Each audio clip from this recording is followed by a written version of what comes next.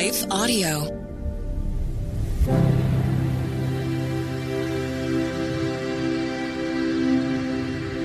Hello. Thank you for listening to Your Daily Bible Verse, the podcast that examines one verse each day to learn more about God and His will for our lives. I'm your host, Kyle Norman. After a brief message from one of our sponsors, we will continue with our series, Moses, From Fearful to Faithful.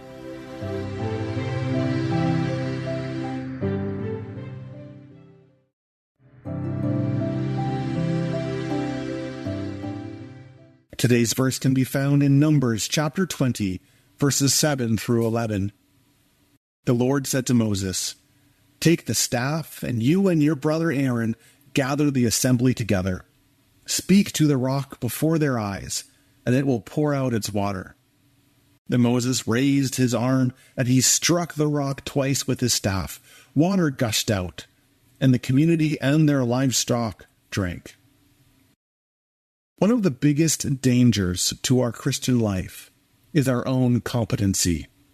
That probably sounds a little strange, particularly because we are living in a world that often highlights management, skill, and competency as something to strive for. It's valuable to be able to approach any situation and say, well, I got this. I know exactly what to do and how to function. It means that we are strong, capable, mature people. But this attitude is actually destructive to our life with God. And it indicates that we are possibly relying on our own strength rather than resting in God's power. Because whenever we believe that we know exactly how to act, or what to do, or how to manage the things of God in our lives, well, it probably means that we've taken a spiritual wrong turn along the way. Because relying on God means that we have to recognize that God's work in our lives is always beyond what we can understand or produce by our own strength. See, this is the trap that Moses finds himself in today's passage. Moses rests within his skill and his competency. There are 2 times when Moses is asked to provide water from a rock, and each episode is drastically different. In this passage, which is the second event, Moses again faces the complaints from the community. It's near the end of the Exodus journey, and at this point, Moses has had to manage Israel's spiritual life for years. There's a certain amount of competency that he's grown into. He has developed skills and abilities that he never thought he was able to do. He's grown into the leader that he has been called to be. So Moses knows how to respond to such things, how to bring matters before the Lord. It's all become very routine. And so when God starts talking about taking his staff in his hand and standing before the people, before this rock, well, Moses thinks he knows exactly what God is about to do. I wonder if Moses thought, "Don't worry, Lord, I got this." And in his haste to prove himself, Moses misses the divine instruction. Speak to the rock, don't strike it. What follows is interesting, particularly if you place it alongside the first occurrence in Exodus 17. In Exodus 17, Moses seems lost. He reaches out to the Lord in this desperate cry for help because Moses doesn't know what to do. And so he reaches out to the one who does. And he responds faithfully to the Lord's word. Stand and strike the rock, God says. Stand and strike the rock, Moses does.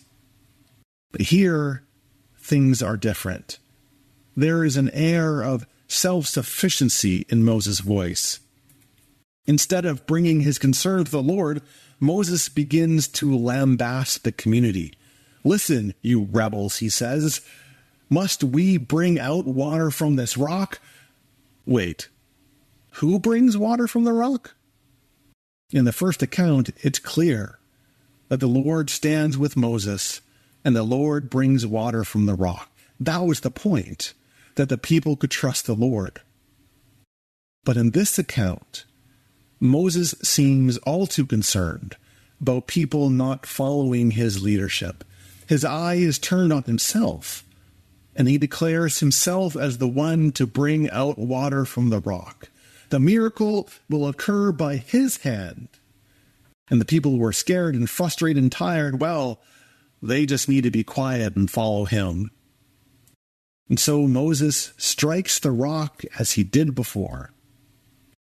But it's interesting. Did you notice that Moses strikes the rock twice and not once? I wonder if Moses looked confused with that first strike. When nothing happened, did some panic set in? Now, of course, God is gracious.